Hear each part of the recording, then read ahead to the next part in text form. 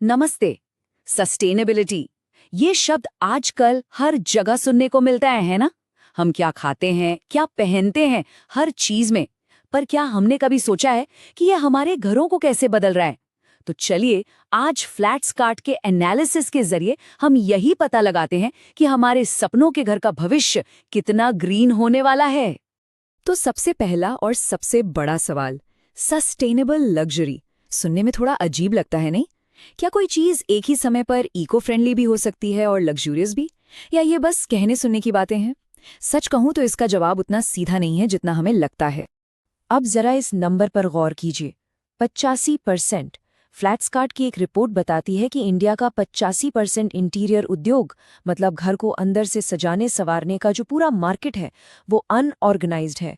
अब सोचिए, इसका मतलब ये हुआ कि यहाँ एक बहुत ही बड़ा मौका छिपा है। एक ऐसा मौका जिसे हम सस्टेनेबल बदलाव के लिए इस्तेमाल कर सकते हैं, पर अक्सर हम इसे देख ही नहीं पाते। तो अब आते हैं उस सवाल पर जो सबके मन में होता है, ग्रीन होने का असली दाम क्या है? क्या हम भारतीय इसके लिए ज्यादा पैसे देने को तैयार हैं? और यहीं पर कहानी में आता है एक दिलचस्प मोड़, क्योंकि मार्केट यहाँ दो अलग अलग सोच में बटा हुआ नजर आता है। तो ये है मिलियन डॉलर क्वेश्चन।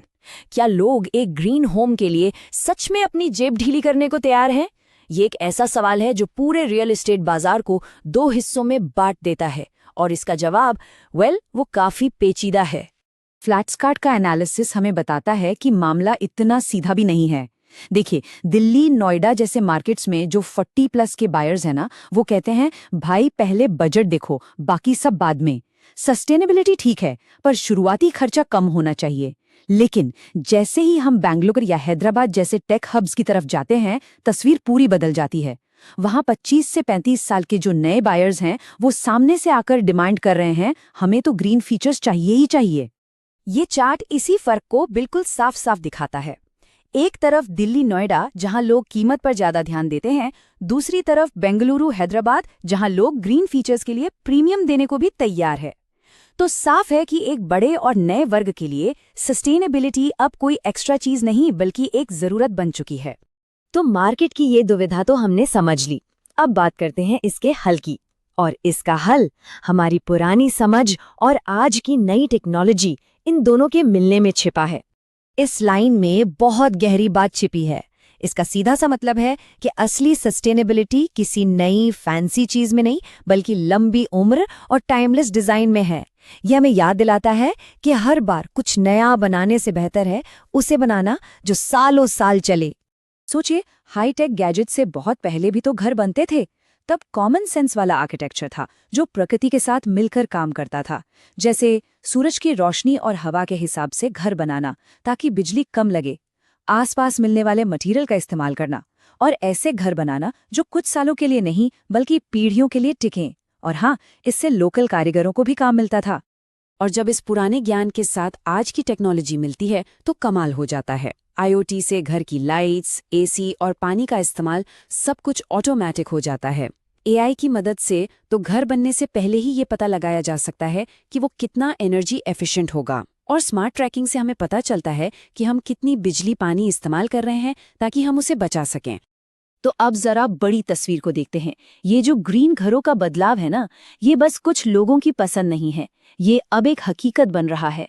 और इसे आगे बढ़ाने के पीछे कुछ बहुत बड़ी ताकतें काम कर रही हैं। ये बदलाव सिर्फ हमारी और आपकी पसंद से नहीं आ रहा, ये एक पूरा सिस्टम है जो बदल रहा है। जैसा कि ये चार्ट दिखा रहा है, इसे 3 बड़ी ताकतें चला रही हैं। 1, जेन जेड जैसे नए और जागरूक ग्राहक। 2, स्मार्ट डेवलपर्स जो भविष्य को समझ रहे हैं। और 3, सरकार की सख्त होती नीतियां और नियम। तो बात बिल्कुल साफ है, रियल एस्टेट इंडस्ट्री का भविष्य ग्रीन ही है। अब सवाल ये नहीं है कि ये बदलाव होगा या नहीं, सवाल बस इतना है कि ये कब होगा और कितनी तेजी से होगा। और ये सब हमें एक बहुत ही जरूरी सवाल पर ले आता है। आज तक हम सुनते आए हैं कि घर की कीमत मतलब लोकेशन, लोकेशन, लोकेशन। लेकिन क्या अब ये परिभाषा बदल रही है? शायद हाँ। तो फिर आज के दौर की नई लग्जरी क्या है? ये सिर्फ बड़ा घर या महंगी लोकेशन नहीं है। अब एक घर की असली कीमत इस बात से तय हो रही है कि उसका हमारे पर्यावरण पर कैसा असर है, और वो घर उसमें रहने वालों की सेहत और खुशी को कितना बढ़ाता है। तो मैं आपको एक सवाल के साथ छोड़कर जा रहा हूँ। सोचिए, क्या होगा अगर किसी घर की असली कीमत, उसकी असली वैल्यू इस बात से तय हो कि वो घर अपने मालिक का और अपने आसपास की दुनिया का कितना अच्छा ख्याल रखता है। अगर ये इनसाइट्स आपको पसंद आए तो रियल एस्टेट से जुड़े ऐसे ही और दिलचस्प विश्लेषण के लिए फ्लैट एसके काट को लाइक, शेयर और सब्सक्राइब करना बिल्कुल ना भूलें।